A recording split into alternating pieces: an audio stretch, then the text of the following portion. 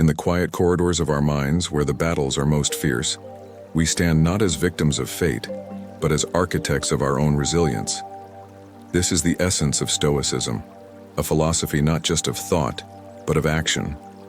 A philosophy that has guided warriors, statesmen, and sages through the darkest of times. In the spirit of those who walked this path before us, we delve into the 10 habits that forge a stronger mindset, habits that turn adversity into strength and chaos into calm. 1. Mastery over destructive emotions. To conquer oneself is the greatest victory. The Stoics teach us that the root of our suffering lies not in external events, but in how we perceive them. As Marcus Aurelius reflected, if you are distressed by anything external, the pain is not due to the thing itself, but to your estimate of it, and this you have the power to revoke at any moment. We must cultivate the habit of controlling our responses, for it is in our reactions that we find true freedom. This is not a suppression of emotion, but a disciplined response to it, turning our raw feelings into refined wisdom. 2. The art of detachment. To walk through life as if we were merely passing through, embracing everything but attaching to nothing, is the essence of detachment. Seneca reminds us that we suffer more often in imagination than in reality.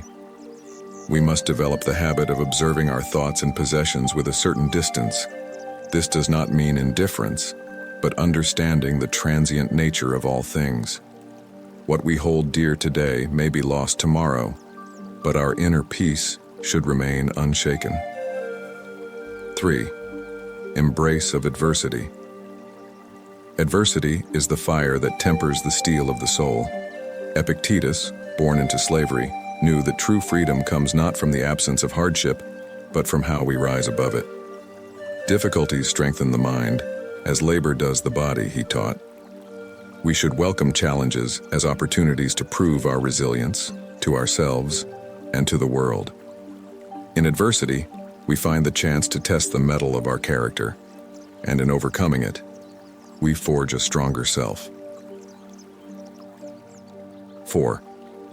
Practice of voluntary discomfort. To build resilience, we must occasionally choose discomfort. Seneca practiced voluntary poverty, fasting, and cold exposure to remind himself that he could endure hardship. He wrote, "Set aside a certain number of days during which you shall be content with the scantiest and cheapest fare, with coarse and rough dress, saying to yourself the while, 'Is this the condition that I feared?' By deliberately embracing discomfort, we desensitize ourselves to the fear of it and prepare our minds to remain unshaken when true difficulties arise. 5. Focus on the present moment. The past is gone, the future uncertain, but the present is all we truly possess. Marcus Aurelius urged us to confine yourself to the present. In every moment, we must be fully present, aware of our thoughts, actions, and the world around us.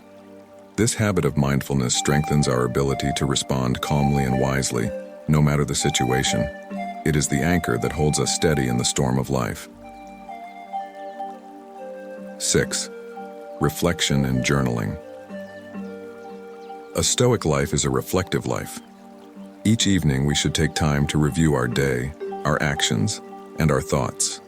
Seneca advises, "When the light has been removed and my wife has fallen silent, I examine my entire day and go back over what I have done and said, hiding nothing from myself, passing nothing by." Through this habit, we gain insight into our own behavior, correct our mistakes, and refine our character. 7. Memento mori. Remembering mortality. Memento mori, the remembrance of death, is a cornerstone of Stoic practice. It is not morbid, but a powerful motivator to live fully and wisely. Marcus Aurelius reminded himself daily, "You could leave life right now. Let that determine what you do and say and think." By keeping our mortality in mind, we strip away trivial concerns and focus on what truly matters, living each day as if it were our last. 8. Acceptance of fate, amor fati. Amor fati, the love of one's fate, teaches us to embrace whatever life throws at us with grace and acceptance. Epictetus said, "Do not seek to have events happen as you want them to, but instead want them to happen as they do happen, and your life will go well." This habit of embracing our fate transforms obstacles into opportunities and setbacks into steps forward. We align our will with the flow of life, finding peace in what is, rather than torment in what could have been. Cultivation of inner virtue. Stoicism places virtue at the heart of a strong mindset. Courage, wisdom, justice, and temperance, these are the pillars upon which we build our lives.